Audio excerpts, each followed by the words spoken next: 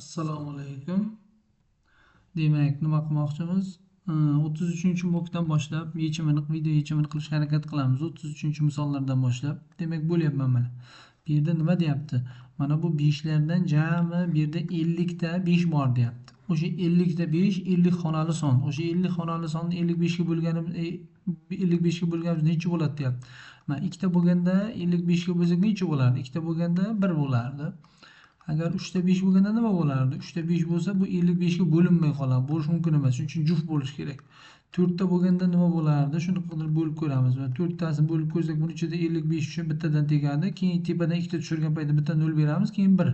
101 bo'ldi. Endi 6 ta bo'lganda nechta bo'lar? Mana 6 ta 5 ni 55 ga bo'lsak nima bo'lardi? Shuni topyapmiz. 1 0 1 0 1 tushardi. Demak, qonuniyat chiqdi mana.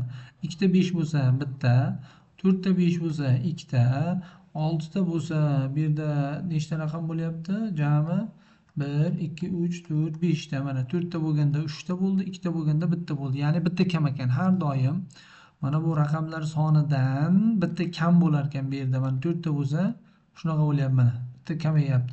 6 ta 5 bo'lgan paytda 5 ta 01 bilan 01 01 01 dan 5 ta qoldi. Xullas. Keyin bunisida ham xuddi shunday. Demak, jami 50 ta bo'ladigan bo'lsa, bularni bo'lsak nechta bo'ladi? 1 0 1 0 1 0 bo'ladi. Oxiri 0 1 0 1 bilan tugash kerak. Demak, mana bunaqalarda nechta bo'ladi jami? Bu yerda 49 ta qatnashadi. Nima uchun 49 ta?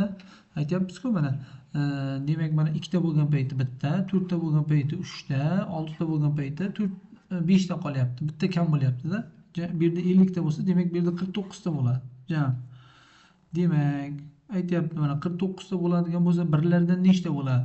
Agar yana bitta 0 bo'lganda edi, yana bitta 0 bo'lganda jami 50 ta raqam bo'lardi. Bu yerda 50 ta raqam bo'lsa, shuni 01lar 25 ta 25 ta bo'lardi. 25 ta 1 bor, 25 ta 0 bor deyardim. Hozir bu yerda endi bitta 0 yo'q. 0lardan 24 ta bor ekan bu yerda, 1lardan 25 ta bor ekan. 1lardan 25 ta bor degan javob olsak bo'ladi. Mana B javob to'g'ri keladi. Ikkinchisi. Demak, taqqoslang debdi mana. Bu A teng ekan 5 faktorial ko'paygan 9 faktorial. B'miz teng ekan nimaga? 7 faktorial ko'paygan 7 faktorialga teng ekan. C'miz teng ekan 6 faktorial ko'paygan 8 faktorial. Ovozim yaxshi yozyaptimi? Shuni bitta ko'rib olaylik-da. Ovoz yaxshi yozilyapti menimcha, yozilyapti. Demak, davom etamiz. Demak, bularni taqqoslashimiz kerak. Bular ichida mana bu sonlardan eng kichkinasini avval ajratib olamiz. 5 faktorial degan 1 dan 5 gacha ko'paytmas.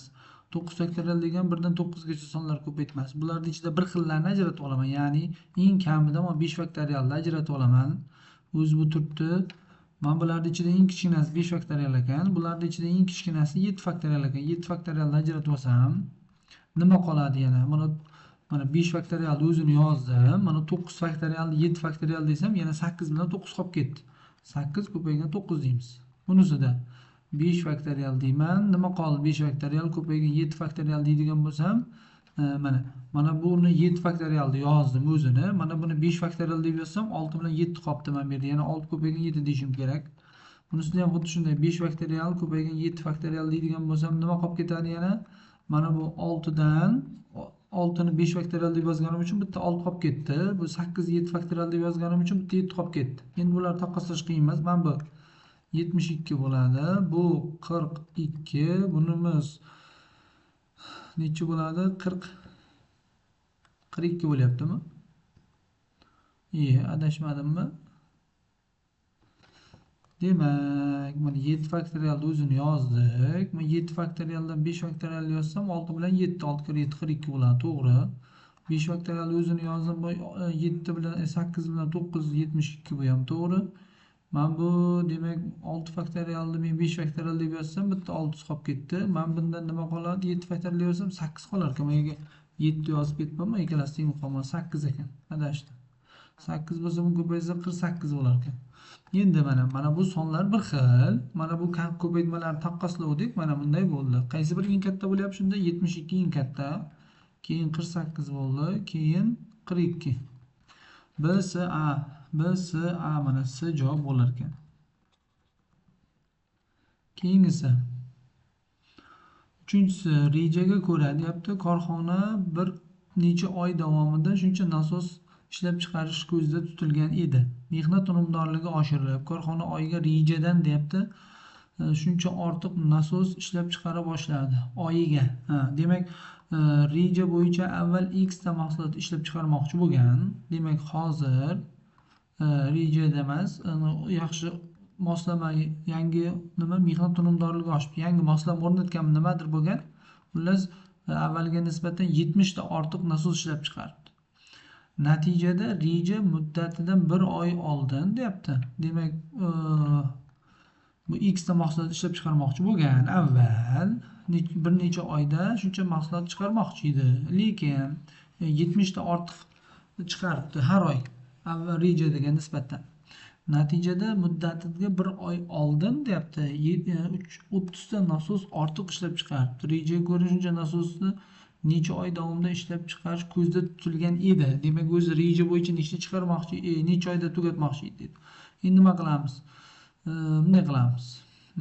Demak, jami qancha edi? 6000 ta edi. O'sha 6000 ni men x ga bo'lsam, ya'ni bu 1 oyda x ta mahsulot ishlab chiqarmoqchi edi-ku.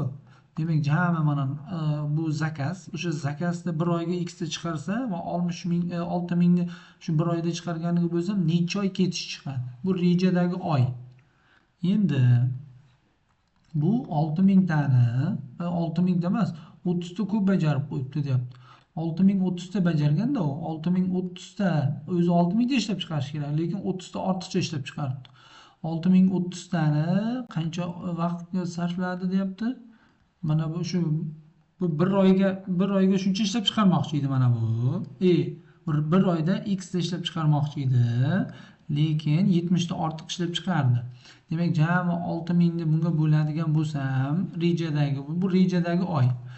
Bu endi 30 ta ko'p chiqarib yuboribman rejadagidan. Shuning uchun endi shunga bo'lsak, bu qancha vaqt sarflagan?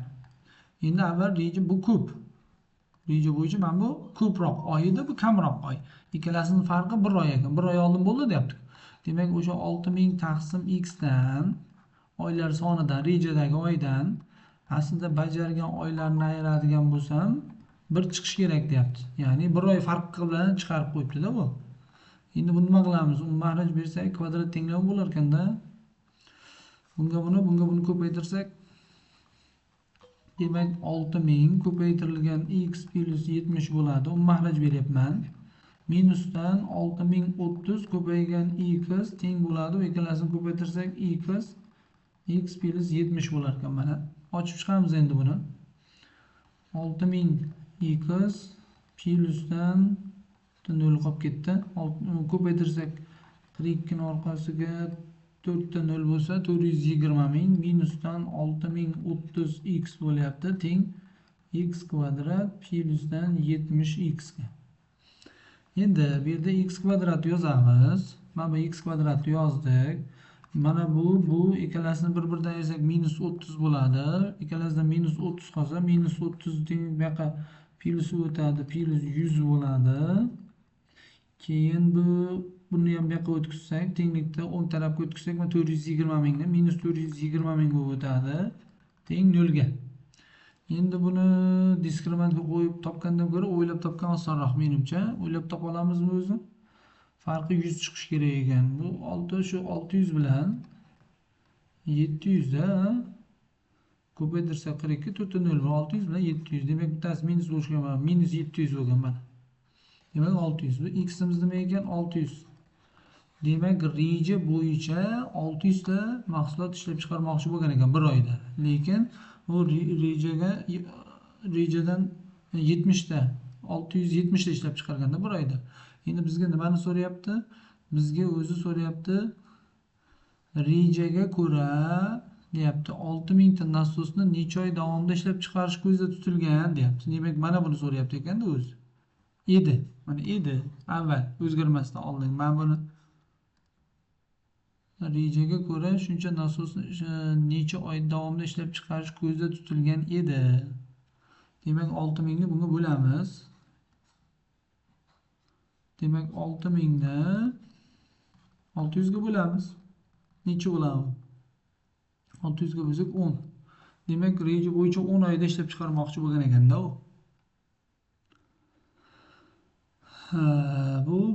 Bu savol bo'ldi.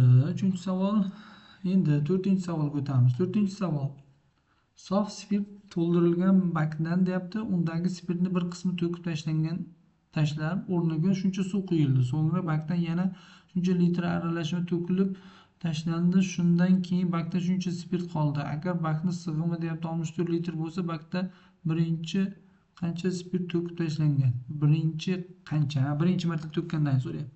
Xullas nima qilamiz? Bakda mana bak bo'ladigan bo'lsa, sig'imi 64 litr, demak ichida to'liq spirt bor edi. 64 litr spirt bor edi. Shundan x litrni to'kib tashadi. Keyin o'rniga yana x litr suv qo'ydi. Keyin yana x litr to'kib tashadi. Shundan keyin 49 sof spirt qoldi deyapti. Endi bunday qilamiz mana. Birinchi marta to'kib tashagandan keyin x litr to'kib tashagandan keyin ichida 64 minus x qoladi. O'sha qolgan ustiga yana x plus x suv qo'shsa jami 64 litr bo'ladi, lekin u boshqa aralashma bo'ladi endi. Keyin ikkinchi marta to'kayotganda 100% spirt to'kilmaydi, suvni qanchadir qismi, spirtni ham qanchadir qismi to'kiladi-da ikkinchi marta to'kayotganda. Demak nima qilamiz? Demak bunday qilamiz. X litr to'kib tashagan bo'lsa, birinchi foizini topib olamiz. Birinchi marta to'kib tashagandan keyin. Demak, o'zi 64 litr bor edi. Shundan x ni to'kib tashadik. Bu ichida qolgan spirt miqdori. Mana shu spirtni nimasi? Ichida qancha borligi? Ichida qolgan spirt. Birinchi marta to'kib tashagandan keyingi spirt. O'shaning foiz miqdorini topib olamizda. Keyin ikkinchi marta to'kkanda ham o'sha spirtdan shuncha foizi ketgan bo'ladi-da. Jami qancha? Jami o'zi x bo'lsa, shuni 100% deymiz. Jami x emas, jami 64 litrimiz 100% deymiz. Ichida qolgan spirtni qandaydir p foiz desak, shu yerdan p ni topadigan bo'lsak nima bo'ladi? 64 minus x taqsim 100 64 ko'paygan 100 bo'lar ekan mana. Demak, p'mizning miqdori shunga teng ekan. Endi foizni topib oldik-da, ichidagi spirtni foizini aralashmaganda birinchi marta to'kib tashagandan keyingi ichidagi spirtni foizini chiqdi bu. Endi ikkinchi marta to'kib tashayotganda shuncha foiz ketadi-da, spirtni ham shuncha foiz ketadi. Ikkinchi marta yana x to'kilyapti-ku. Demak, 64 minus x qoluvdi ichida. Boyagi birinchi marta x to'kib tashagandan keyin ichida shuncha spirt qoluvdi. Suv aralashtirgandan keyin baribir shuncha spirt turibdi. Endi mana shu to'kib tashayotganning shuncha foizi spirt ketadi. O'shandan keyin 49 litr spirt qoldi deyapti. Shundan ayiramiz. Endi x to'kyapti. O'sha x ning 64 minus x taqsim 64 ko'paygan 100% mana. Shuncha foizi ketadi. Shu foizni ko'paytirib yana 100 ga bo'lamiz ketganda. Foizni ko'paytirib 100 ga bo'lib, shuni ayirganda 49 chiqqan deyapti. 100 bilan 100 qisqarar ekan. Bu yerda men 64 minus x ni qavsdan tashqariga chiqarib yuborsam, ya'ni mana bu yerda men 64 minus x ikkalasini bir xil shuni chiqarib yuborsam nima qoladi? 1 minus x taqsim 64 bo'ladi, teng 49 ga. Mahraj beradigan bo'lsak, bu 64 minus x 64 minus x taqsim 64 teng ekan 49 ga. 64 kvadrat mana bu kvadrat bo'lib qolar ekan. Sal kichkinaroq yozmoqman, katta yozib yuborman. Kichkinaroq yozishga harakat qilaman endi. Mana 64 minus x ning kvadrati taqsim 64 teng bo'lyapti 49 ga. Bu hammasini ildiz chiqarib oladigan bo'lsak, ildiz chiqarsak bo'lar ekan. Men bu yerga yozyapman ildiz chiqarib. 64 minus x taqsim 8 teng bo'ladi nimaga? 7 ga. Buni bu yoqqa ko'paytirib yuborsak 64 minus x imiz teng bo'ladi 56 ga. Demak, x bu yoqqa bu yoqqa o'tadigan bo'lsa, ayirsak 8 bo'lar ekan. Demak, 8 litr to'kib tashagan bo'lgan ekanda endi. Birinchi marta to'kkan payti 8 litr spirt to'kkan ekan. 5-savolga o'tadigan bo'lsa, mana 8 degan javob bor edi o'zi. 5-savol. Demak, agar deyapti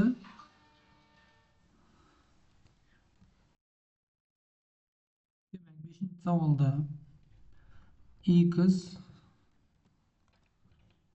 Demak, x ko'paygan y kvadrat teng 25 berilgan ekan. Y ko'paygan x kvadrat teng 320 berilgan ekan. Ikkalasini ko'paytirib yuborsak, x kubi y kubi teng bo'lar ekan. Ko'paytirsak necha bo'ladi shunda? 25 5 kvadrati bu 320 ni 5 ga bo'ladigan bo'lsam necha bo'ladi? 5 ga bo'lsak 33 da 6 dan degadi 4 64 bo'ladi. Demak, x y ning kubi teng bo'ldi 5 ni kubi ko'paygan 4 kubi bo'lar ekan. Demak, bu yerda x y imiz teng. Ikki tomondan 3-yildizni chiqarib oladigan bo'lsak, 5 kere 4 bo'lar ekan, 20 bo'lar ekan. X y 20 chiqdi. Demak, men buni x y ko'paygan y teng 25 desak, mana buni joyiga 20 ni olib borib qo'yadigan bo'lsak, bu 20 ga bo'ladigan bo'lsak, y qiymati necha chiqadi? 25 taqsim 20 5 ga qisqartirsak 5 taqsim 4. Y imiz shunga teng ekan. Ikkinchisi bunga y ko'paygan x teng 320 deydigan bo'lsak, buni joyiga 20 ni olib kelib qo'yib oladigan bo'lsak, x imiz teng bu yoqqa bo'lsa 20 ga bo'lsak necha bo'ladi? 16 bo'lar ekan.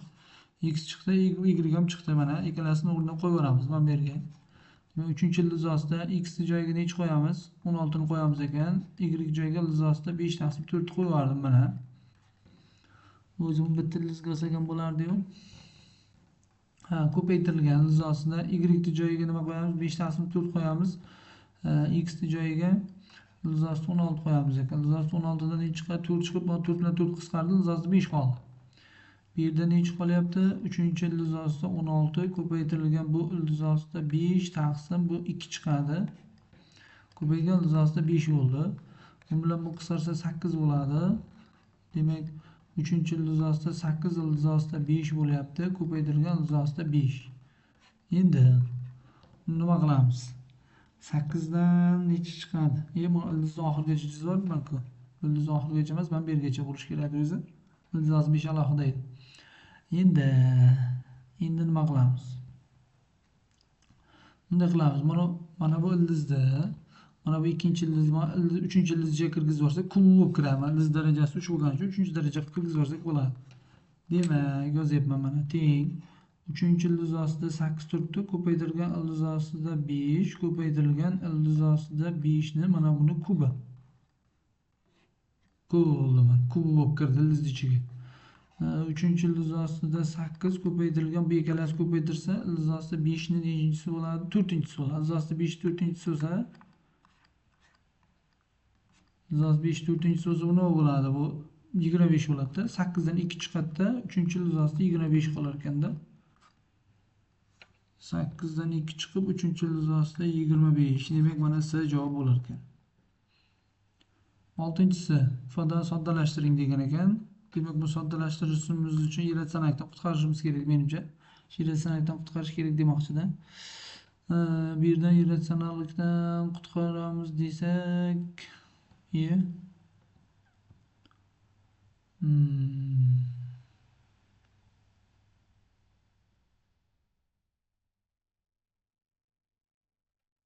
irratsionallikdan qutqarib ko'ramiz. Ya'ni bunday qilyapman. Surat ildiz ostida 5 plus ildiz ostida 3 plus 2. Mahraja ildiz ostida 5 plus 1 ni sherik qildik ikkalasini. Hamma ikkalasini minus ildiz ostida 3 deyapmiz. Xuddi shuni plusni ko'paytirib olmoqchimiz. Ildiz ostida 5 plus 1 plus ildiz ostida 3 ni ko'paytirib olsak, surat mahrajini ildiz ostida 5 plus 1 ni kvadrati minusdan ildiz ostida 3 ni kvadrati bo'ladi. Tepasi buni ildiz ostida 5 ildiz ostida 5 ko'paytirsak 5 bo'ladi. Plus ildiz ostida 15 plusdan 2 ildiz ostida 5. 1 ga ko'paytirsak ildiz ostida 5 plus ildiz ostida 3 plusdan 2 ildiz ostida 3 ga ko'paytirsak ildiz ostida 15 plus 3 plus 2 ildiz ostida 3. Surati shunaqa bo'lar ekan. Bittalab ko'paytirib chiqdim, 9 ta bo'ldi o'zi. Demak, mana 5 ga qo'shiladigani bu yerda necha bor? Mana 2 bor, mana bu bor ekan. Qo'shsak 10 bo'lar ekan. Demak, 5 2 7 3 qo'shsak 10 bo'ldi mana. Plusdan ildiz ostida 15 dan 2 ta bor ekan. 2 ildiz ostida 15 bo'lar ekan. Ildiz ostida 5 dan bitta bor ekan, bu yerda ham bitta bor, 3 ildiz ostida 5 bo'lar ekan. Plusdan keyin 3 ildiz ostida 3 bo'lar ekan. Bo'ldi, menimcha qolmadi. Taqsim mahraji. Buni kvadrati, men buni ochadigan bo'lsak, bu ildiz ostida 5 ni kvadrati 5 bo'ladi. Hoppa. 5 plus 2 ilzosida 5 plus 1 minus 3 bo'lyapti. Bu ikkalasini qo'shsak necha bo'ladi? Oho, shuncha qiyin bo'lib ketadi. Shuni boshqa yo'lini topish kerak ekanda. Boshqa yo'lni topishimiz kerak ekanda buni. Bunday qilsak. Ovoz yozyaptimi o'zi? Ovoz yozyapti. Demak, bunday qilamiz. Mana ikkalasini ayirmasi 2 ni berar ekanda bu. Bunday oson yo'li bor ekan. Ilzosida 5 ni a deb belgilab olsak, ilzosida 3 ni b deb belgilaydigan bo'lsak, kvadrat ko'tarsak 5 imiz teng bo'ladi a kvadratga, 3 imiz teng bo'ladi b kvadratga.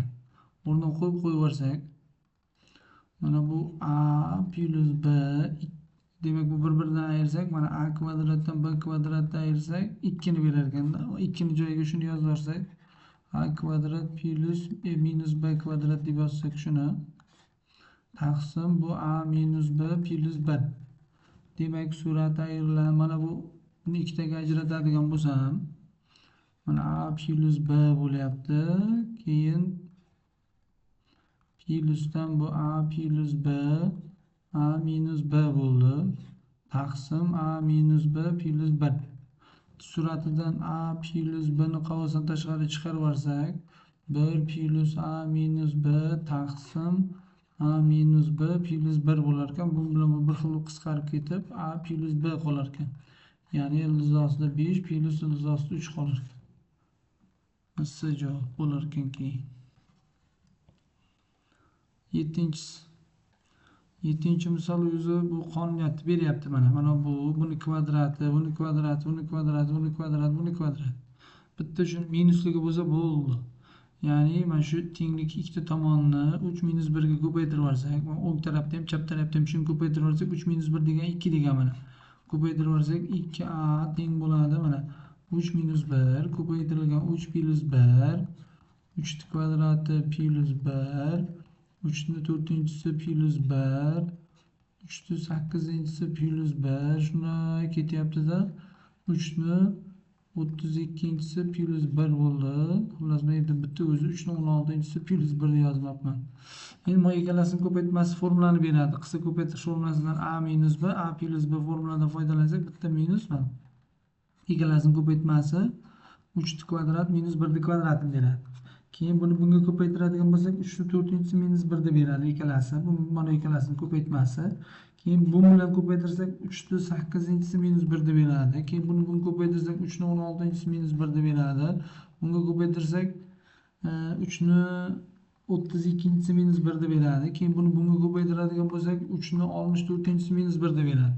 Demak 2a teng ekan 3 ni 64-inchisi minus 1. Minus 1 tenglik shunday bu yerga o'tadigan bo'lsa plus 1 teng bo'ladi 3 ni 64-inchisi.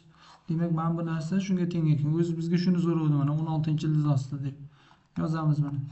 16-ilzosida 2a plus 1 ni so'rovdi. O'rniga qo'yib yuboradigan bo'lsak 16-ilzosida 3 ni 64-inchisi bu daraja bo'linardi. Bo'ladigan bo'lsak 4 chiqadida 81 bo'lar ekan. Demak 81 mana bu javob ekan. 8-inchisi. Demak 8-inchi misolda mahraji bu x ni o'rniga любой son qo'ysak, mana moduldan musbat son chiqadi. Musbat songa 7 ni qo'ysak, va har doim musbat son, mahraj musbat son bo'lgani uchun suratini o'zini ishlab qo'yish kifoya. Suratini ishlaydigan bo'lsak, ko'paytiruvchiga ajratsak x minus 3, x minus 2 va ajraydi. Demak, bu tajizchasi yo'q edi. O'zimni o'zim qo'yib yuboribman. Nurgalantiradigan qiymatlar necha edi? 2 bilan 3 bo'ladi. Demak 2 dan 3 dan kattasan qo'ysak plus minus plus bizga minus joyi kerak mana. 2 yu 3 oraliq kerak ekan. Tengsizlikni yeching debdi. 2 yu 3 oraliq mana a javobda 2 yu 3 oraliq turibdi o'zi. Keyingi misol. Demak bunaqa misol kelgan paytda har doim bunaqa tematikada ham bor edi. Ya'ni to'plamlar mavzusida mana ikkalasining farqi 3. Mana ikkalasining farqi 3 ga farq qilyapti. Shuning uchun buni ikkita kasr qilib yozib olardik. Ikkita kasrga bo'lib olardik. Ya'ni qanday mana? 1 taqsim a3 minus 1 taqsim a6. 1 taqsim a6 minus 1 taqsim a9. Shuni ketadi 1 taqsim a33 minus 1 taqsim a36 desak, Mana ikkalasini hozir bir-biridan ayirsak, mana buni bermaydi-da. Mana mahraj bersak, bunga A6, bunga A3 bersak, A6 dan A3 bersak 3 da bo'ladi. Suratda 3 da qoladi. Bizda 1 qolishi kerak. Bunda ham xuddi shunday. Bunga A9 ni, bunga A6 ni bersak, suratda A3 da qoladi. Hammasi suratda 3 da qoladi. O'sha 3 dalar yo'q bo'lib ketishi uchun men yerga 1 taqsim 3 d desam, endi shuni beradi. Ya'ni buni bir-biridan ayirib, 1 taqsim 3 daga ko'paytirsak mana shu kasr chiqadi. Buni bir-biridan ayirib 3 taqsim 4 ko'paytirsak bunisi chiqadi. Shunday beraveradi. Endi bu yerda bir xillarni qisqarib ketaman. Bular hammasi qisqarib ketadi-da. Ikkalasi qoladi. Boshidagi bilan oxiridan qolaman. 1 taqsim 3 d ko'paytirilgan 1 taqsim A3 minus 1 A taqsim 36. 1 taqsim 36. Mahraj berib yuboramiz endi. 1 taqsim 3 d ko'paytirilgan bunga A36 ni beramiz. Bunisiga esa A3 ni beramiz. Tepasidan ayiradigan bo'lsak necha bo'ladi? 33 da d bo'lar ekan. 33 d taqsim A3 ko'paygan A36 bo'ldi. 3 d bilan buni qisqartirib olsak tepada 11 qoldi, pastida A3 ko'paytirgan A36 qoldi. Demak bizga A3 bilan A36 ni topsak bo'ldi ekan. Uni qayerda topamiz? Bizga A2 bor edi. Demak A3 degani A2 plus bitta d degani. A2 ga bitta d ni qo'ysak A3 ni beramiz. 4 ga 2 ni qo'ysak demak 6 ekan.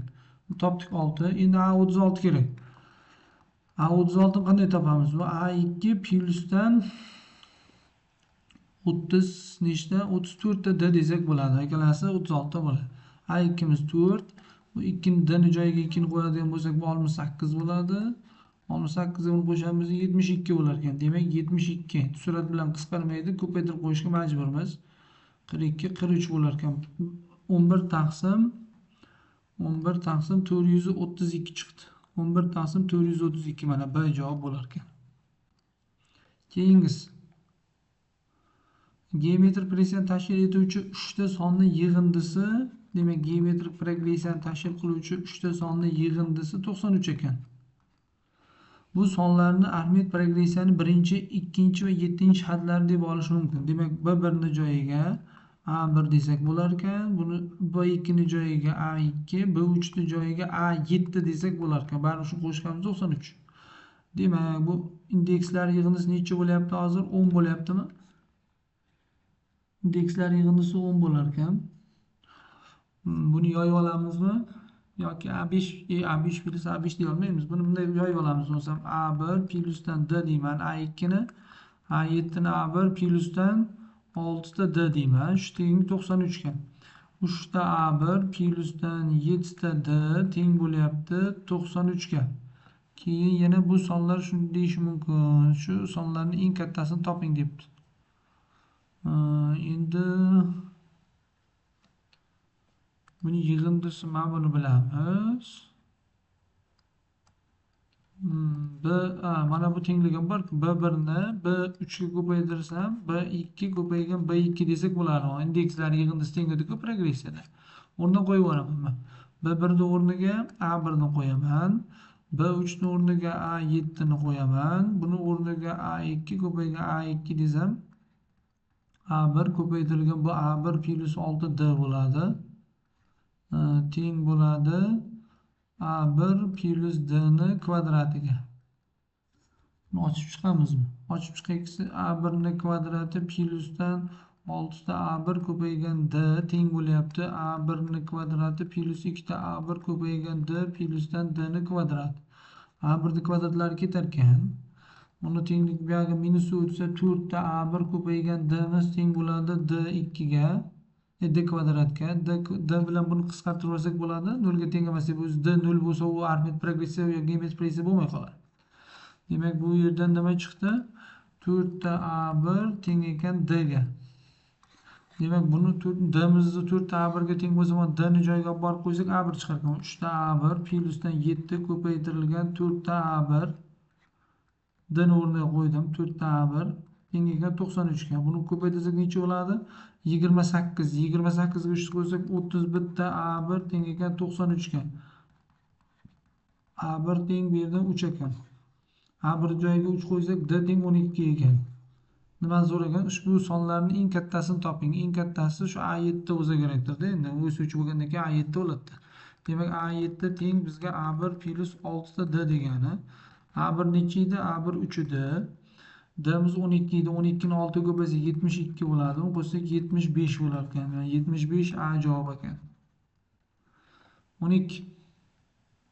Tengsizlikni yeching debdi.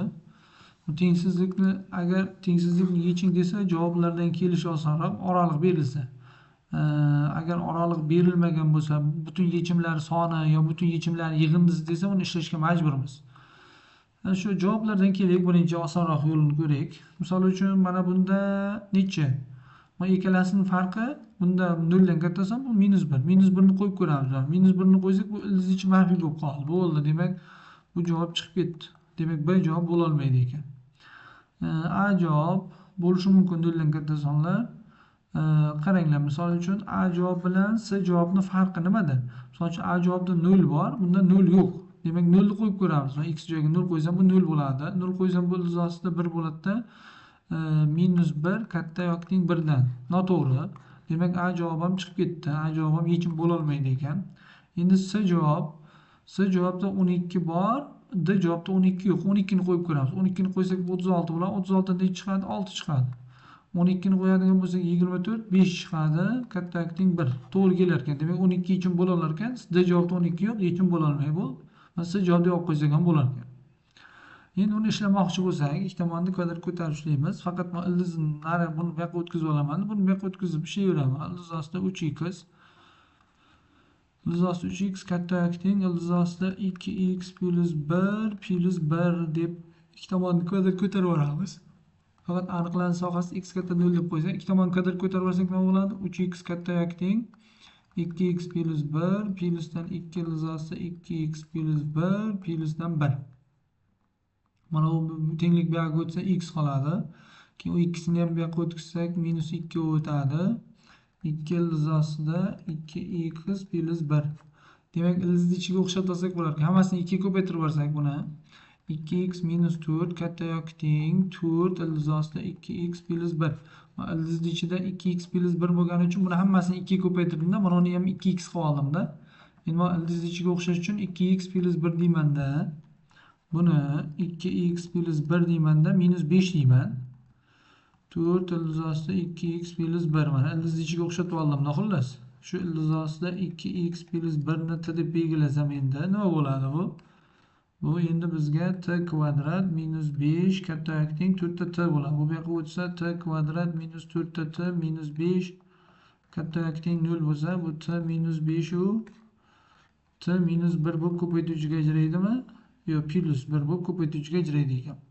Demak, mana bu t deb biz ildiz ichini belgilaganmiz-ku. Ildiz ostida mana buni t deb belgilaganmiz. Buni mayga qo'yadigan bo'lsak, bu qavs har doim musbat son ekanda. Ya'ni bu t ni o'rniga xohlagan son qo'ysak ham, ya'ni mana bu ildiz ichida sonni qo'yadigan bo'lsak, 1 ni qo'ysak musbat bo'ladi. Demak, bu musbat bo'lganidan, demak bu ham bu musbat bo'lishi kerak.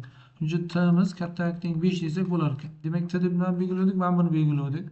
Demak, buni 5 dan katta deb ishonishimiz kerak. Ildiz ostida 2x plus 1 katta yoki teng 5 desak, kvadrat ko'tarib olsak 2x plus 1 katta yoki teng 25 bo'ladi. 24 bo'ladi, x katta yoki teng 12 bo'lar ekan. Demak, 0 dan katta dedik, 12 dan katta. 12 dan katta joyini olsak bo'lar ekan. C javob bo'lar ekan. Keyingisi 12-sida tengsizlikni yeching debdi.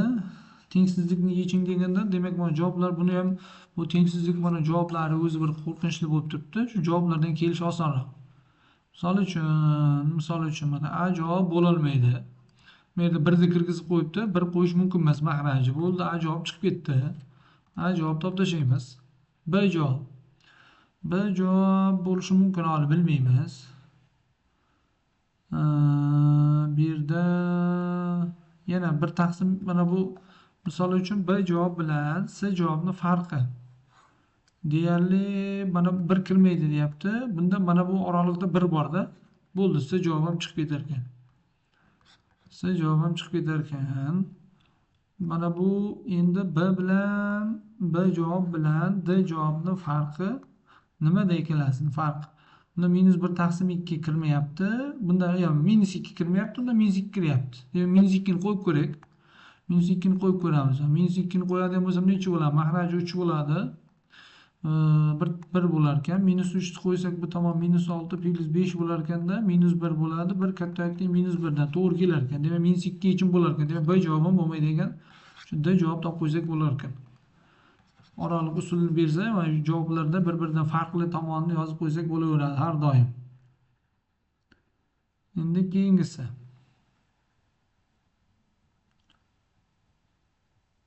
Keyingi misolga o'tadigan bo'lsak, keyingi misol nimaga ochmayapti endi? Bu internet o'chdi deyaptimi? Internetda aloqasi yo'q edi. Ha, ishlayveramiz. Demak, keyingi misol, shu tenglama ildizlari deyapti. X1 x2 bo'lsa, shu sonlar uchun shu tenglik o'rinli bo'lsa, shuni toping deyapti. Demak, vekt teoremasidan ildizlar yig'indisi nima teng? Ildizlar yig'indisi 5 ga teng vekt teoremasidan. Mana vekt teoremasi ildizlar yig'indisi 5 ga teng. Ildizlar ko'paytmasi nimaga teng bo'lyapti? Ildizlar ko'paytmasi -7 ga teng bo'lyapti. -7 emas. m-7 ekan. m-7 ko'paytmasi. Bizga nimani so'rayapti? Ko'paytmani so'rayapti ekan o'zi. Faqat ko'paytmasini topsak bo'ldi ekan, m kerak emas ekan. Demak, mana bu sistemani nima qilamiz? Bir-biridan ayirib yuborsak, x1 chiqar ekan. Bir-biridan ayirib yuborsam bu 6 bo'ladi. x1 ni joyiga 6 ni qo'ysa, x2 -1 bo'lar ekan. Ikkalasini ko'paytmasini so'ragan, -6 chiqar ekan. D javob bo'lar ekan. m ni so'raganda ko'paytma minus ikkalasi ko'paytmasi -6 deb mayaga qo'yib yuborsak, bu yoqqa o'tib m teng 1 chiqar ekan. M ni so'ragan, m ni so'ramayapti bizga. Tenglama ildizlar ko'paytmasini so'rayapti ekan. Tenglama ildizlar ko'paytmasini topishimiz kerak ekan. Endi mana bu 3 ni darajasi, bu 2 ni darajasi, 2 bilan 3 ni darajasi. Shunga ko'ra x-inchi ildiz ostida 3 ni a deb olsam, x-inchi ildiz ostida 2 ni b deb olsak, bu x-inchi ildiz ostida 9 imiz a kvadrat bo'ladi. X-inchi ildiz ostida 2 imiz b kvadrat bo'ladi. O'rnidan qo'yib yuborsak osonroq chiqar ekan. 6 a kvadrat minus 13 bu ab bo'ladi. Plyusdan 6 ta b kvadrat teng 0. Endi buni hammasini 6a kvadratga bo'lib yuborsak, 6a kvadratga bo'lib yuborsak, 6a kvadrat deb ham 6b kvadratga bo'lib yuborsak, a taqsim b ni kvadrat bo'lib qoladi. Mana birinchisi mana 6 bilan 6 qisqarib ketadi. Mana a kvadrat bilan mana bu ikkalasida a taqsim b ni kvadrat bo'ladi. Minusdan 13 taqsim 6 bu ketadida a taqsim b bo'ladi. Plyusdan 1 teng 0 bo'lyapti. Endi a taqsim b ni t deb belgilasak, yana t kvadrat minus 13 taqsim 6 da t plus 1 teng 0. Endi kamroq shuni qilyapmiz-da. Nechi bilan nechi bo'lgan bu? 2 taqsim 3 bilan 3 taqsim 2 bo'lsa, ikkalasini ko'paytirsak 1 bo'ladi. Qo'shsak 4, 9, 4 ga 9 qo'shsak 13 bo'ladi, bo'lar ekan. Demak, mana shu ikkalasi bo'lishi mumkin ekan. T bir tekin topdik. Endi t deb nima belgiladik? A taqsim b ni belgiladik. Endi tenglaymiz mana. A taqsim b miz teng bo'ldi 2 taqsim 3 ga. A taqsim b miz teng bo'ldi 3 taqsim 2 ga. Yo'nisiga, bunisiga endi tenglaymiz. A deb nima belgiladik biz? A deb 3-chi ildiz x-inchi ildiz ostida 3 deb belgiladik. Demak, x-inchi ildiz ostida 3 taqsim 2 teng bo'lyapti 2 taqsim 3 ga. Demak, bu yerda nima bo'lgan bo'lishi mumkin? X ni qiymati demak -2 bo'lgan bo'lsa, bu teskari bo'ladi. Teskari bo'lyapti hozir. -2 bo'ladi. Minus ishlasak ham bo'ladi mana. Mana ishlasak, ko'rsatkichni tenglama qilib ishlasak ham bo'ladi. Ya'ni mana bu nima bo'ladi? Bu 3 taqsim 2 ning 1 taqsim x-inchisi bo'ladi. Bu 3 taqsim 2 ni minus 1-inchisi bo'ladi. Buni asoslarini tashlab bir-biriga tenglasak x teng minus 1 chiqar ekan. Demak, ildizni darajasi minus chiqishi mumkin emas-da. Ildiz darajasi minus chiqishi mumkin emas. Shuning uchun buni ola olmaymiz. Buni ola olmaymiz ekan. Endi bunga tenglaydigan bo'lsak, ikkinchisiga tenglasak mana bunga. X-inchi ildiz ostida 3 taqsim 2 ni teng 3 taqsim 2 deydigan bo'lsak, bu yerda o'z birinchisi bo'lar ekan, x teng 1 bo'lar ekan.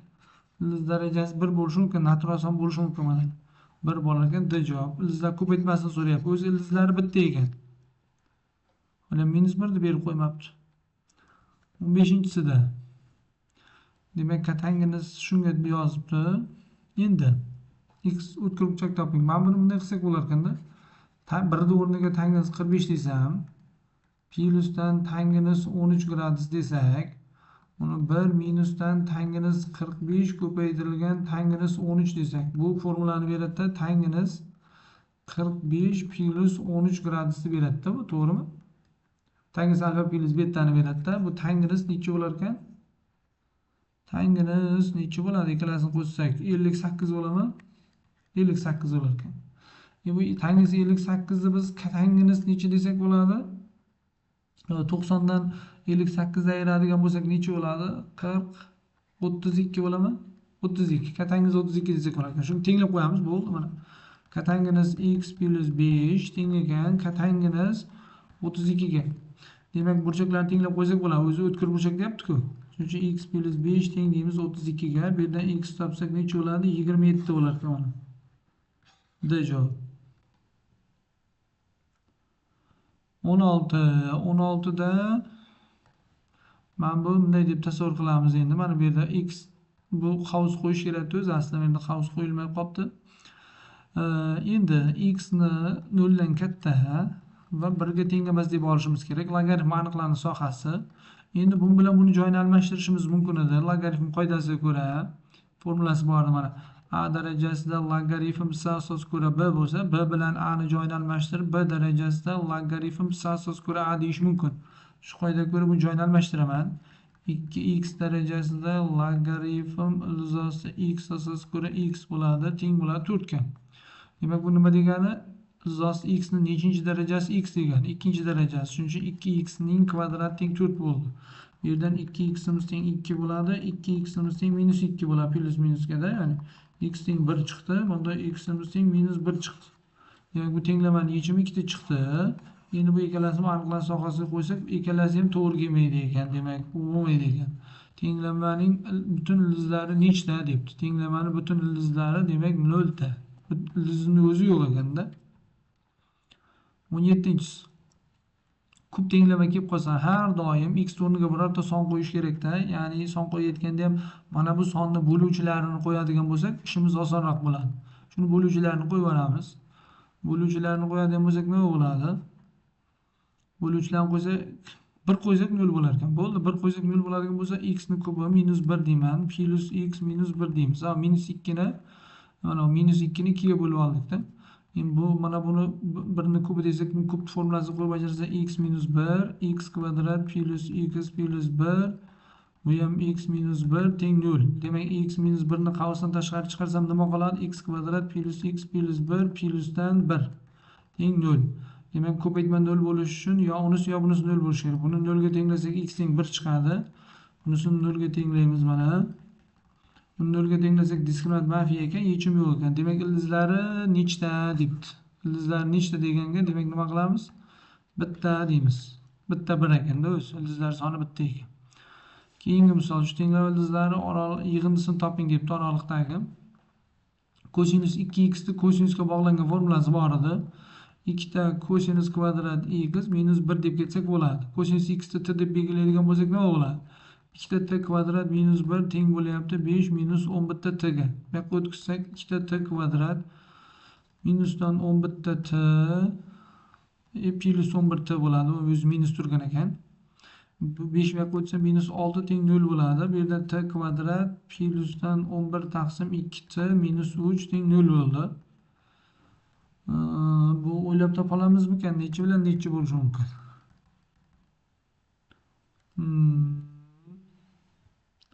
Mahrajda 2 bo'layotgan bo'lsa, demak bittasi mahraj 2 bo'lishi kerak, 3 bo'lishi kerak ekan.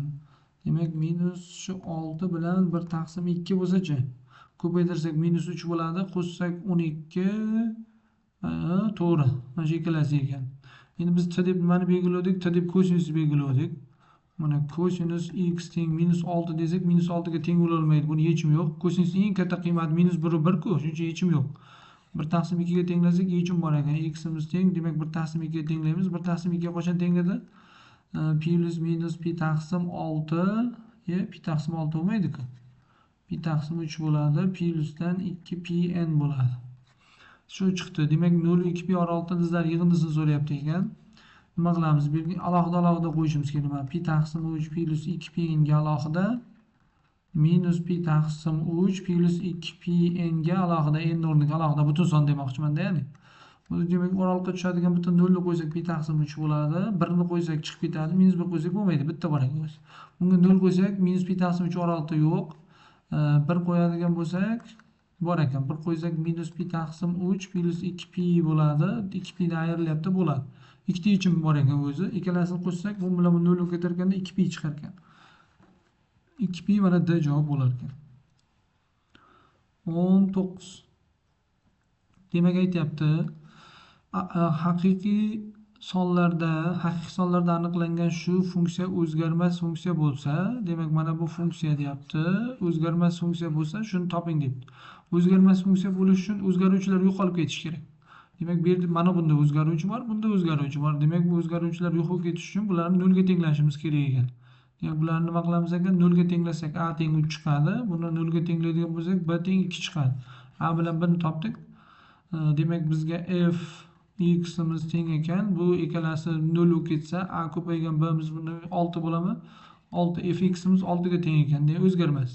Demak, 5 qo'ygan paytimizda bu 6 chiqaveradi. Demak, javob 6 ekan. C javob bo'lar ekan. Demak, 20-si. Demak, bizga tangens alfa taqsim 2 ni beribdi. Bizga mana buni so'rayapti. Demak, sinus bilan kosinus yarim burchak formulalaridan tangens alfaga bog'langan formulasi bor edi. Shundan foydalansak, ishimiz tezroq bitar ekan. Demak, sinus 2 alfa nimaga teng? Sinus 2 alfa 2 tangens taqsim 1 plus tangens kvadrat alfaga teng edi. Kosinus 2 alfa nimaga teng edi? 1 minus tangens kvadrat alfa taqsim 1 plus tangens kvadrat alfaga teng edi. Xuddi shunday yarim burchak bo'ladigan bo'lsa, sinus alfani o'zi 2 ta tangens alfa taqsim 2 1 plus tangens kvadrat alfa taqsim 2 desak bo'ladi. Ya'ni mana bu burchakni yarimi qo'yiladi-da bu yerga. Mana 2 alfa bo'lgani uchun alfa bo'ldi. Bu yerda alfa turadigan bo'lsa, alfa taqsim 2 qo'yiladi. Xuddi shunday kosinus ham 2 alfa bo'lsa, alfa qo'yildi. Kosinus alfa bo'ladigan bo'lsa 1 minus tangens kvadrat alfa taqsim 2 1 plusdan tangens kvadrat alfa taqsim 2 bo'ladi. Tangens alfa taqsim 2 ni o'rniga 4 qo'yib yuboramiz. 2 ko'paygan 4 1 plusdan 4 kvadrat 8 taqsim 16 17 bo'lar ekan. Bu yerga qo'yadigan bo'lsak 1 minusdan 16 taqsim 1 plus 16 bo'ladi. Tepasi minus 15 bo'ldi, pasti 17 bo'ldi. Demak, mana sinus bilan kosinus topdik biz. Endi nima qilamiz? Endi o'rniga qo'yib chiqamizmi? Voy ho. Mana buni o'rniga qo'yib chiqishimiz kerak ekan. Mana yerda yozaman endi. Bu yerni yozyapman. Sig'may qolmasin deb. 6 sinusni o'rniga nima yozaman? 8 taqsim 17 ni yozaman ekan. Minus 7 kosinusni o'rniga minus 15 taqsim 17 ni yozaman. Plusdan 1 ni o'rniga 17 taqsim 17 ni yozaman. Birdan 10 mahraj berib olyapman. Taqsim 8 ko'paygan 8 taqsim 17 sinus o'rniga yozdim. Plus 9 ko'paytirilgan minus 15 taqsim 17 minus 17 taqsim 17. Demak, surat nima bo'ldi? Surat mahraj 17 bo'ldi. 48 plusdan 7 ko'paytirsak 105 bo'lar ekan. Plus 17 taqsim 64 minusdan 45 bo'lsa 135 minus 17 taqsim 17 bo'lar ekan. Demak, bu 17 lar qisqarib ketadi. Suratdagilar qo'shamiz. Suratni qo'shsak necha bo'ladi? Suratni qo'shadigan bo'lsak, bu ikkalasini qo'shsak necha bo'ladi? 50 65. 65 ga buni qo'shsak 170 bo'lar ekan. 170 bo'ldi mahraji. Mahraji bundan buni ikkalasini qo'shadigan bo'lsak necha bo'ladi? Ikkalasini qo'shsak 140 152. 152 dan 64 ta ayirishimiz kerak ekan. 8 tushadi. Bu yerga necha qoladi? 4 qolsa qarz olib bersak 8 bo'lar ekan. 88 minus 88 bo'lar ekan. Buni demak 2 ga qisqartiradigan bo'lsak minusdan 85 taqsim 44 bo'lar ekan. 85 taqsim 44 bor ekan. Mana A javobda. 21-si. Shu funksiya grafik keltirilgan grafik bo'yicha demak shuni topishimiz kerak ekan. Demak, menimcha bu teskari funksiya demoqchi bo'lgan. Bu mana bu funksiyaning teskari funksiyasi bo'lsa kerakdir-da.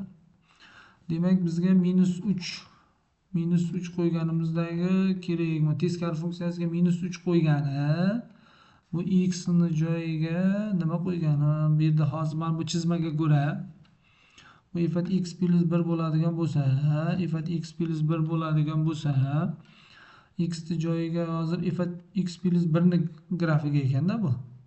Demak x ni joyiga 1 qo'yib yuboradigan bo'lsak nima bo'ladi? X joyiga 1 qo'ysak f2 bo'ladi. f2 teng -3 ekan mana. f2 -3 ekan. Demak -1 ni qo'yadigan bo'lsak f0 bo'lar ekan. f0 nima bo'ladi? f0 2 ekan mana.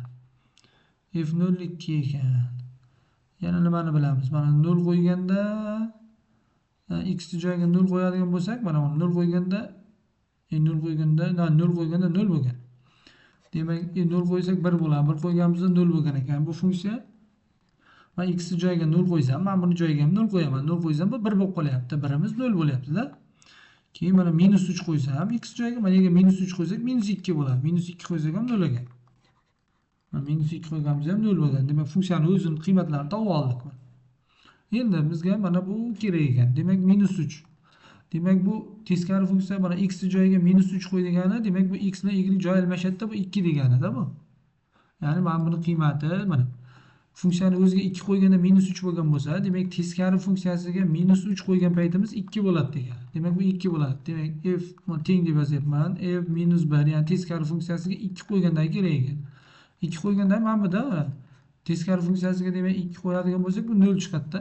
0 chiqar ekan mana. 0 qo'yadigan bo'lsa, qaysi javob bo'lyapti shunda? 0 0 0 mana C javob bo'lar ekan. 22. 22 da demak bizdan nima so'rabdi? Hosil olib 2 ni qo'y deb. Demak bundan hosil olishimiz kerak ekan. Demak hosil olamiz. Bunaqa misol avval ham ko'rildi. Demak hosil olsak, bu ichidagi funksiyadan ham hosil mana. Bu funksiyaning hosilasi deymiz. Keyin ichidan hosil olishimiz kerak. Ichidan hosil olsak 3 minusdan 2x bo'ladi. İçinden hosil oldim 3 minus 2x minusdan f funksiyadan hosili ichidan hosil olsak 3 bo'ladi.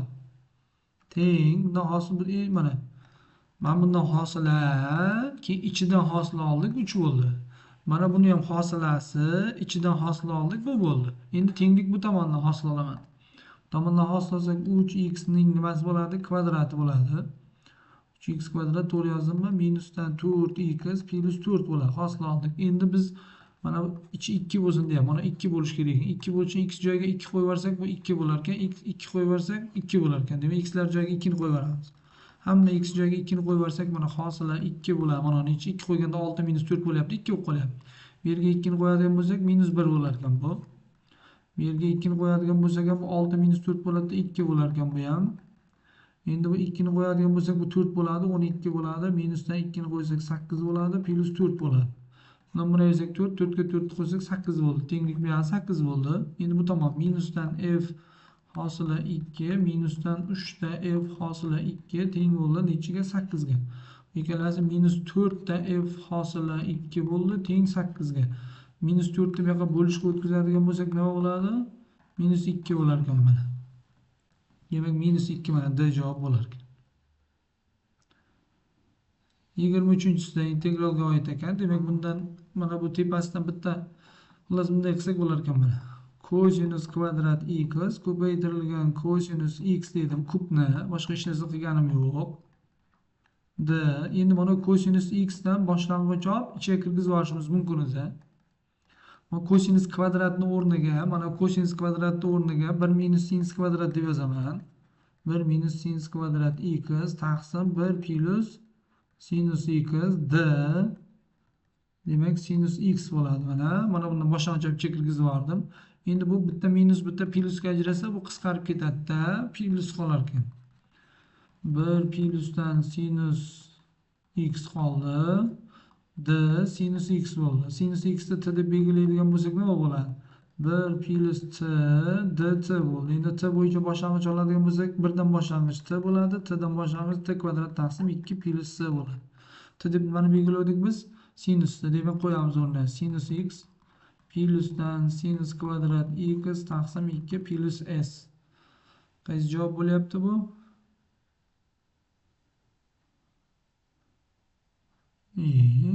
Adashdimmi? Adashdim. Kosinusdan boshlang'ich sinus minus sinusku. Kosinusdan boshlang'ich minus sinusida Minusi oldinga chiqib ketarkan, integralni oldiga chiqib, bu ham minus bo'lar ekan. Keyin mana minusni integralni oldiga chiqarib olish mumkin-da. Mana uni oldida minus bo'lish kerak edi. O'sha minusni integralni oldiga yozdim, keyin bu yerga ham yozdim, keyin bu yerda ham bo'lish kerak ekan. Mana yerda ham qolib ketdi. Bu yerda ham minus bor. Demak, minus bo'ladi. Qaysi javob bo'lyapti shunda? Keyin B javobga to'g'ri kelar ekan bu. Mana ham plyusini bermabdi. 24. Qavariq to'rtburchak berilgan. Qavariq degani burchaklari har bir burchagi 180 dan kichkina to'rtburchak qavariq deyiladi. Shu nuqtalar mos ravishda o'rta nuqtalari deyapti. Bu ikkalasi bunday tutashtirgan ekan, bir xil bo'libdi ular. Endi bu tomonning o'rtasi bo'lsa, mana bu tomonning o'rtasi bo'lsa, bu tomonning o'rtasi bo'lsa, bu tomonning o'rtasi bo'lsa, bu buni tomonning o'rtasi bo'ladigan bo'lsa, endi buni F dan E ga bitta chiziq tortadigan bo'lsam, keyin S dan A ga bitta chiziq tortadigan bo'lsak, uchburchak paydo bo'ldi mana. A, B, S uchburchak paydo bo'ldi. Bu uchburchak uchun bu o'rta chiziq bo'lib qolyapti. Demak, bu ikkalasi bir-biriga nima? Parallel. Demak, bu bilan bu parallel o'rta chiziq ekan bu. Endi nima qilaman? Xuddi shunday mana bu E nuqtadan H nuqtaga yana bitta chiziq tortsam, bu uchburchak uchun o'rta chiziq bo'lyapti. Mana bu mana tomon uchun bu o'rta chiziq bo'lyapti. Bu ham parallel. Endi o'rta chiziq qoidasi, uchburchakda o'rta chiziq qoidasi bor edi. Buni A bo'lsa, bu A taqsim 2 bo'ladi. Bu ham xuddi shunday A taqsim 2 bo'ladi. Demak, buni uzunligi bilan bu uzunligi bir xil ekan. Xuddi shunday bu tarafdan tortadigan bo'lsak, mana E dan H ga tortsak bitta chiziq, keyin B dan D ga tortsak bitta chiziq, keyin E dan bunga tortadigan bo'lsak bitta chiziq, mana. Endi mana bu uchburchak uchun bu o'rta chiziq bo'lyapti. Bu ham o'rta chiziq bo'lyapti mana uchburchak uchun. Demak, bu bilan bu ham teng ekan. Demak, bu bilan bu teng, bu bilan bu teng. Diagonallar ham teng bo'ladigan bo'lsa, demak bu to'g'ri to'rtburchak bo'lib qoladi-da. Kvadrat bo'lib qolishi ham mumkin. Kvadrat ham bo'ladimi? Kvadrat bo'lishi ham mumkin, bo'lmasligi ham mumkin. Aytib bo'lmaydi. To'g'ri to'rtburchakligi aniq lekin. Ikkita diagonali teng bo'lsa, to'rtburchakni, demak bu to'g'ri to'rtburchak bo'lgan. To'g'ri to'rtburchak bo'lsa, demak, buni 120 bo'lsa, kvadrat emas ekan. Kvadrat diagonallar 90 da kesishadi. 120 bo'lsa, bu 60 bo'ladi. Demak, bu 60 gradus bo'lsa, demak bu uzunligi necha edi? 10 edi. Demak, 5 bo'lsa, demak bu ham 5 bo'lyapti, muntazam bo'lib qolyapti, bu ham 5 ekan. Demak, mana H dan G gacha bo'lgan masofa 5 ekan. Bizga o'zi nima kerak edi? To'rtburchak diagonallari yig'imiz. Demak, A bilan B ni yig'imiz kerak ekan bizga o'zi. Demak, A sini uzunligi, mana buni uzunligi 5 bo'lsa, buni uzunligi 10 bo'ladi. Demak, mana shu uchburchak uchun mana o'rta chizig'i 5 bo'lib qoldimi? Demak, bu 10. Demak, A'si 10 ekan. Endi B da kerak. B ni topish uchun nima qilamiz? B ni mana bu topish uchun mana diagonalni mana o'rta chiziq topsak, bu shunday 2 marta. Mana bu uchburchak uchun bu 5, bu 5 bo'lsa, bu 120 bo'lsa, ko'zda terimasidan bu 5 ildizosida 3 bo'ladi. Tengorli bo'lganda 5 ildizosida 3 bo'lar ekan. Men bu ham 5 bo'lgani uchun. Demak, 5 ildizosida 3 bo'ladigan bo'lsa, bu 10 ildizosida 3 bo'lar ekan. 10 ildizosida 3 ekan. Ikkalasini qo'shishimiz kerak ekan. 10 ni qavsdan tashqari chiqarib yuboribdi. 1 plus ildizosida 3 bo'lar ekan. Demak, 10 mana bu B javobga to'g'ri keldi mana. Keyin 25. 25 ni nima debdi? Asosi 6 ga, yon tomoni 5 ga teng yonli uchburchak asosidagi burchagi bilan umumiy qilib romb ichki chizilgan. Demak, bitta asosi shunga, yon tomoni shunga teng bo'lgan bitta teng yonli uchburchak chizishimiz kerak ekan. Teng yonli uchburchak chizamiz. Mana bitta teng yonli uchburchak chizyapman. Teng yonli uchburchak yon tomoni 5 ga teng ekan, asosi 6 ga teng ekan. Asosidagi burchak bilan umumiy qilib romb ichki chizilgan. Rombni qolgan burchaklari uchburchakning asosi va ikki yon tomonida joylashgan bo'lsa, rombni perimetrini toping debdi. Demak, mana bu yerga romb ichki chizishimiz kerak ekan. Mana bu yerda 3 yo'lda bo'lgan romb chizyapmiz.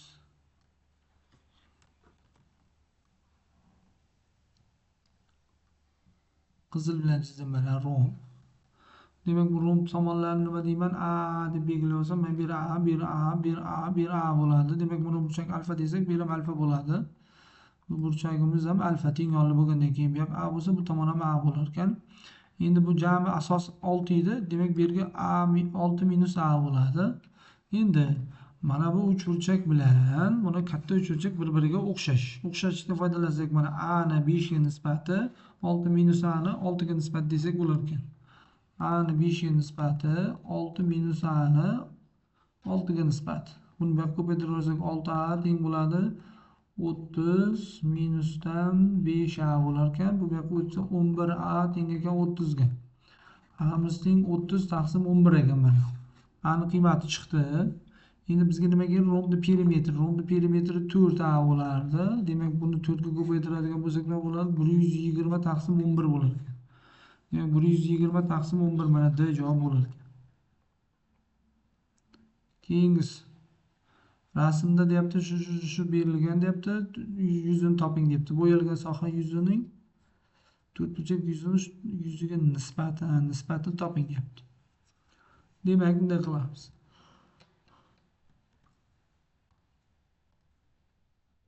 Demak, bu mana bu uchburchak uchun bu og'irlik markazi bo'lsa, medianalar kesishgan joy mayda mediana tutsak, bu 2 1 nisbatda bo'linadi. Shundan boshlab hisoblaganda 2x u x nisbatda bo'linadi. Shu yergacha-da endi shu uchun, o'zi uchun. Endi mana bu G nuqtadan buni parallel chiziq o'tkazadigan bo'lsak, mana bu chiziq, mana bu chiziq, demak bu 2x u x nisbatda bo'lingan bo'lsa, mana bu chiziq, demak mana bu chiziq buni 2 u 1 nisbatda bo'lgan bo'lsa, balandlik tushirsam, bu balandlikda xuddi shunday. Bu yerdan bu yergacha h desak, tepasi 2h bo'ladi-da. Shunday qilib bo'ladi. Shunday qilib o'tkazib olsak bo'lar ekan. B nuqtadan mana F ga bitta balandlik tushiryapman xullas. B nuqtadan F ga bitta balandlik tushirdim. Keyin G nuqtadan ham shu yerga bitta balandlik tushirdik. Kattalashtiraman, yaxshi ko'rinishi shu mana. Demak balandlik tushirdik, bu 90 bo'lyapti, bu ham 90 bo'lyapti. Boya aytganimdek. Demak mana bu G nuqtadan F gacha bo'lgan masofani h deydigan bo'lsak, bu 3h bo'ladi. 3h bo'ladi. Nega? Mana bu mana bu G nuqta, mana yerdan bunday o'tkazadigan bo'lsak, mana shu yerdan shunday bitta o'tkazadigan bo'lsak, bu mediana. Mediana demak bu kesishgan joyda 2 1 nisbatda bo'linadi. Men bu yerni x desam, bu yer 2x bo'ladi. Mana shu mana uchburchak bilan bu uchburchakni ham bunday o'xshash deb olsak bo'lar ekan. Mana bu gipotenuzasi x, buni kattasining gipotenuzasi 3x. Demak bu katet h bo'lsa, bu katet 3h bo'ladi. Endi tushunarli bo'ldi. Demak mana uni pasini a deb belgilab olsam endi, mana e dan f gacha bo'lgan masofani a deb belgilab olsak, bizga keyin nisbatini ham bergan edi boya. AB ni mana AB ni EB ga nisbati 3/1. Demak bu yog'i 3x bo'ladigan bo'lsa, bu ham x. Demak bundan ko'rinadiki, demak bu yer x, bu yog'i 3x bo'ladigan bo'lsa, demak mana bu uchburchak bilan hozir mana katta uchburchak o'xshash. Ikkita tomon nisbati demak 1/3 nisbatda bo'lsa, bu tomonlar nisbati ham 1/3 bo'lishi kerak. Bu yerda a desam, pasti 3a bo'ladi. 3a bo'ladi mana. Pasti 3a bo'ldi. Shu 3a ni bu yerga emas, pastga yozay, mana 3a bo'ldi. Endi bu ham mana bu G nuqta ham og'irlik markazi bo'lgani uchun, demak bu yoqda endi bitta balandlik tushiradigan bo'lsak, bu balandlik bunday tushirsak, demak bunda balandlik tushiradigan bo'lsak, mana bu yerga, keyin bu yerdan bu yoqqa tushiradigan bo'lsak, bunda boyagida olib o'tadigan bo'lsak, bu ham 2 1 nisbatda bo'lishi kerak. Mana yerni y desak, mana bu yer nima bo'ladi? 2y bo'ladi. 2 1 nisbatda bo'lishi kerak. Endi mana bu yerdan bu yergacha bo'lgan masofani h deydigan bo'lsam, endi boshqa hx deyman. Buni hx deydigan bo'lsak, mana buni bu yer nima bo'ladi? Qolgan jami 3h bo'ladi. Endi bunday qilsak ham bo'lar ekan. Mana bu h ga bog'liq olaylik birdaniga. Demak, bu yerdan bu yergacha 3h bo'ladigan bo'lsa, jami 9h bo'ladi endi. Uchburchaklar o'xshash dedik-ku. Mana tomoni 1/3 nisbatda bo'lsa, buni balandligini, jami balandligiga nisbati ham 3/1 bo'lishi kerak. Demak, jami balandlikni tushirsak, o'sha tepadagi nuqtadan B nuqtadan demak balandlik tushiradigan bo'lsak pastgacha. Demak bu 9h bo'ladi. Jami 9h bo'lsa, bu yerga 6h qolyapti. Mana E, F nuqta kesishgan joyidan jami 9h bo'lsa, demak mana yerdan mana yergacha 6h qoldi. Endi jami 9h deydigan bo'lsak, mana bu yerdan bunda o'tgani uchun bu shundan 3 marta kichkina bo'lishi kerak-da. 3 bir nisbatda mana bu yerdan mediani o'tkazadigan bo'lsak, mediani ham kesishgan joyda 2 bir nisbatda bilan y desak, mana yer 2y bo'ladigan bo'lsa, buni balandligini h bo'lsa, bu kattasi balandligi 3h bo'ladi. 3 marta farq qilish kerak. Shuning uchun bu yerdan bu yergacha bo'lgan masofa jami balandlikdan 3 martaga 3h bo'ladi. Demak, G nuqtadan bu yerga bitta chiziq tushiradigan bo'lsak, bu 3h ekan. Demak, mana bu yerdan bu yergacha, bu yerdan bu yergacha 6h edi, bu yergacha 3h bo'lsa, demak bu yer ham 3h bo'ladi. Demak, mana G nuqtadan bunga balandlik tushiradigan bo'lsak bitta, bu balandlik ham 3h bo'lar ekan, jami 6h bo'lish uchun. Endi E, F ni nima dedik? A dedik. Endi bu to'rtburchakning yuzi, mana bu to'rtburchakning yuzi nimaga teng? To'rtburchak yuzi mana uchburchakning yuziga pastdagi uchburchak yuzi qo'shilgan. H ni A ga ko'paytirib 2 ga bo'laman. H ni A ga ko'paytirib 2 ga bo'lsam, E G1 F ni yuzi chiqadi. Plus 3H ni A ga ko'paytirib 2 ga bo'lsam, E F G ni yuzi chiqadi. Ikkalasini qo'shsak to'rtburchak yuzi. To'rtburchak yuzini katta uchburchak yuziga bo'lish mumkin. Katta uchburchak yuzi 9H ni 3A ga ko'paytirib 2 ga bo'lingan. Demak, surat necha bo'ldi? 4AH taqsim 2 bo'ldi. Pasti 27AH taqsim 2 bo'ldi. Mana bu 2 bilan 2 ni qisqartirsak, AH bilan AH kelsa 4 taqsim 27 bo'lar ekan. 4 taqsim 27 mana D javob bo'lar ekan. Kompyuter zaryadi ham qolmayapti-ku. Svetam o'chib qoldi. 27. Rasmda shu kvadrat aylanaga tashqi ravishda o'rinar ekan. Shu 18 bo'lsa, kvadrat bo'lsa buni oson ekan. Bu bunday qilamiz. Mana bu A nuqtadan S nuqtaga bitta chiziq tortadigan bo'lsak, bu mana kvadrat 90 bo'lgancha aylana markazi ham shu yerda. Men A nuqta desam, A S aylana radiusi bo'lgancha bu 90 gradusda kesishadi, urinma bo'lgani uchun. Demak, bu mana bu kvadratni diagonali bir asal tomoni bilan 45 gradus tashkil qilish kerak. Demak, 45 dan 18 desam, bu burchak qoladi. 45 dan 18 da ayiradigan bo'lsak, necha bo'ladi shunda? 27 bo'ladimi? 27 bo'lsa kerak. Ikkalasini qo'shsak 30, 45 bo'lyapti. 27. Endi bu alfaga 27 ni qo'shsak 90 bo'lish kerak. Bu to'g'ri burchak, uchburchak bo'lib qoldi-da bu. Demak, alfaga 27 ni qo'shsak necha bo'lish kerak ekan? 90. Bu 90 dan ayirsak 70, 63 bo'lar ekan. Demak, 63 gradus ekan. C javob bo'lar ekan. Keyingisi 28-inchisi.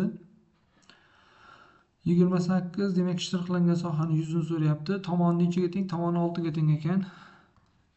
Tomoni 6 bo'ladigan bo'lsa, mana demak mana bu shtrixlangan sohani yuzini topishimiz uchun mana bu yerda o'tkazsak, mana uchburchakning yuzidan segmentni yuzini ayirib tashlasak qoladi. Mana bu markazi shu yerda bo'lgan, D nuqtada bo'lgan, bundan aylana deyapti. Markazi D nuqtada bo'lgan, bundan aylana. Mana bu aylana.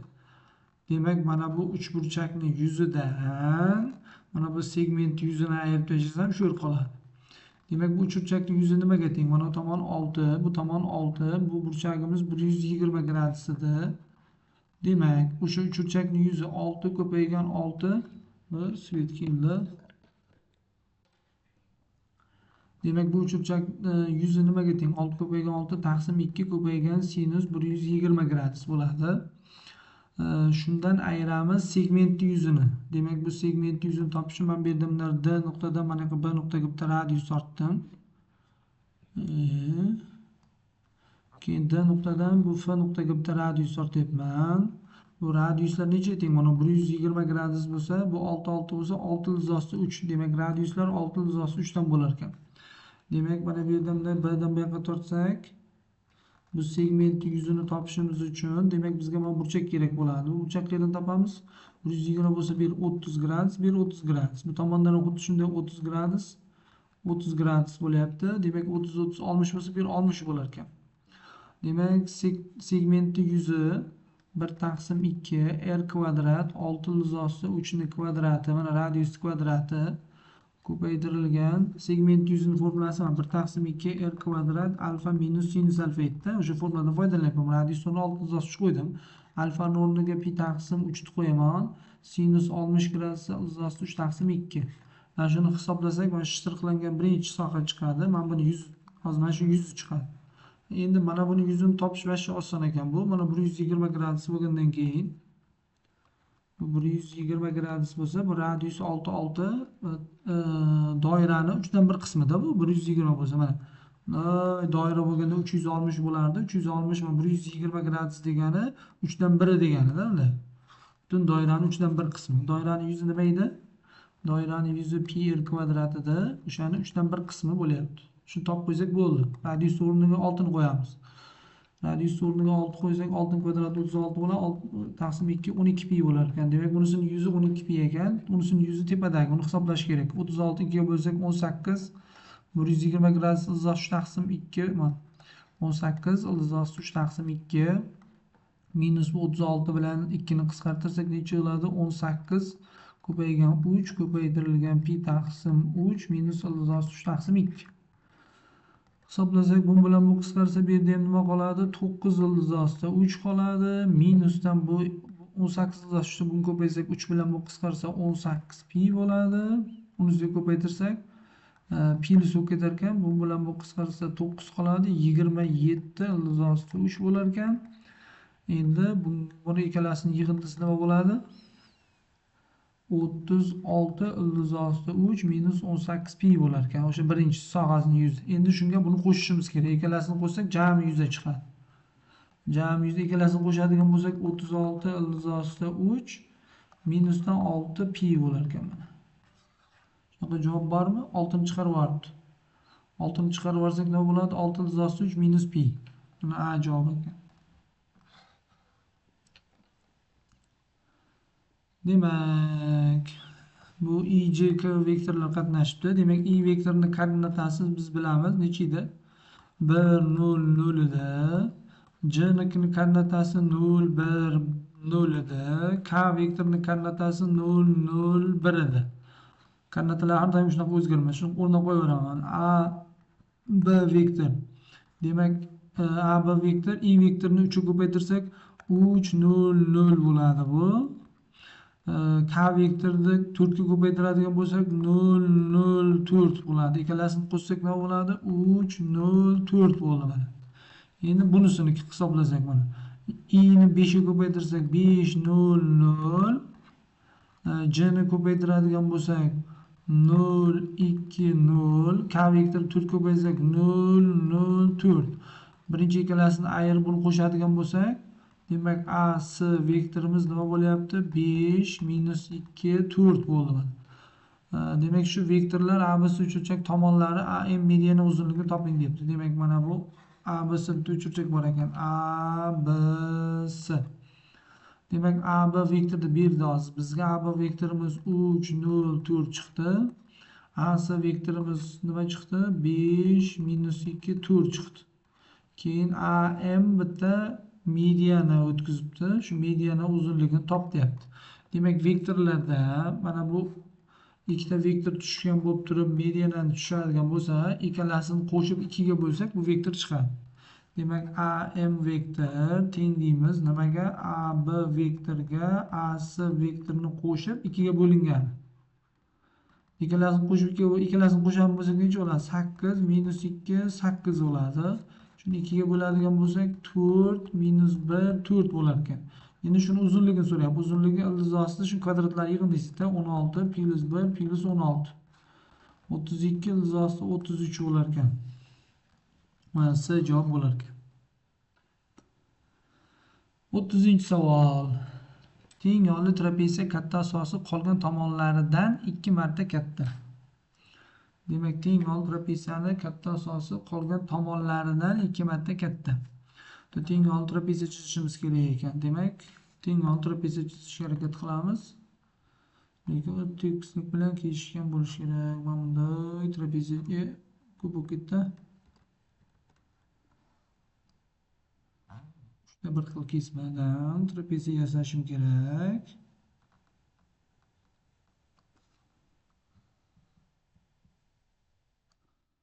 Demak, mana bu tomoni A bo'lsa, bu tomoni ham A, bu tomoni 2A, bu tomoni A bo'lgan bitta trapeziya bu.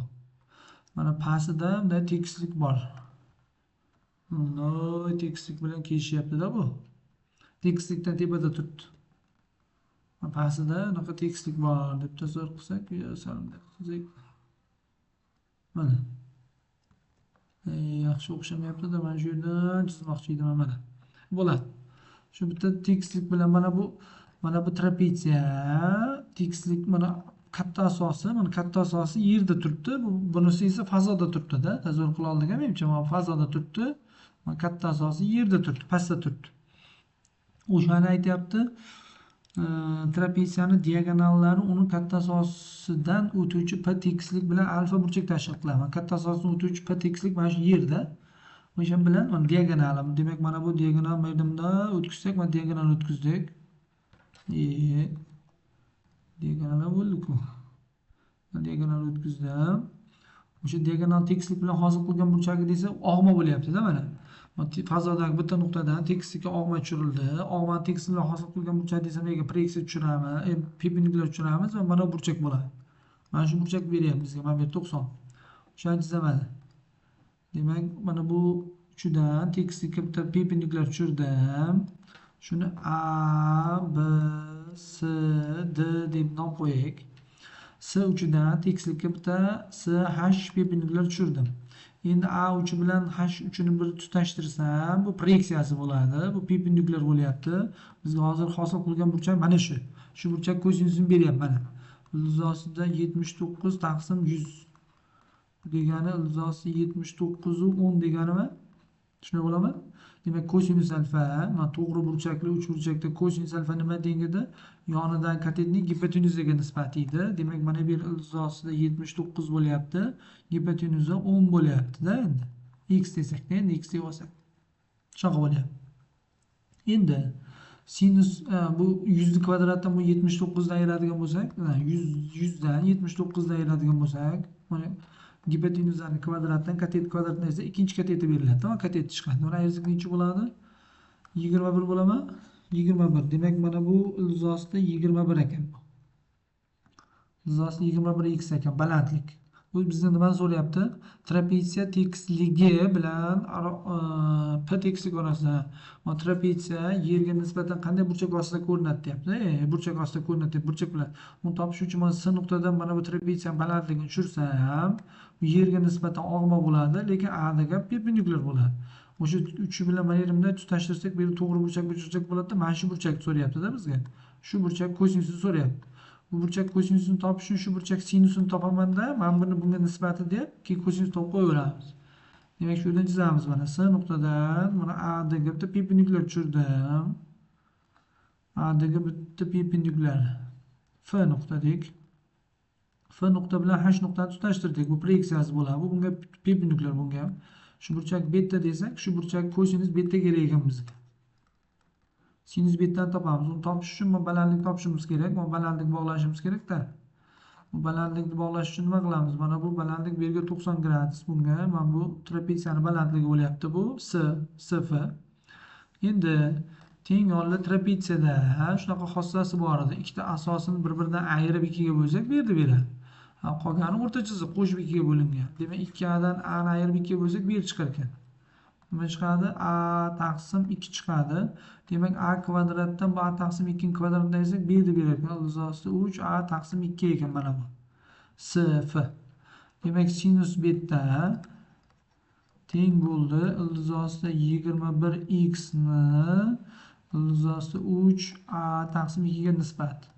Ilzosi 3 bilan buni qisqartirib olsak, 2 tepaga chiqib ketsa, 2 ilzosida 7 x taqsim A bo'ldi mana.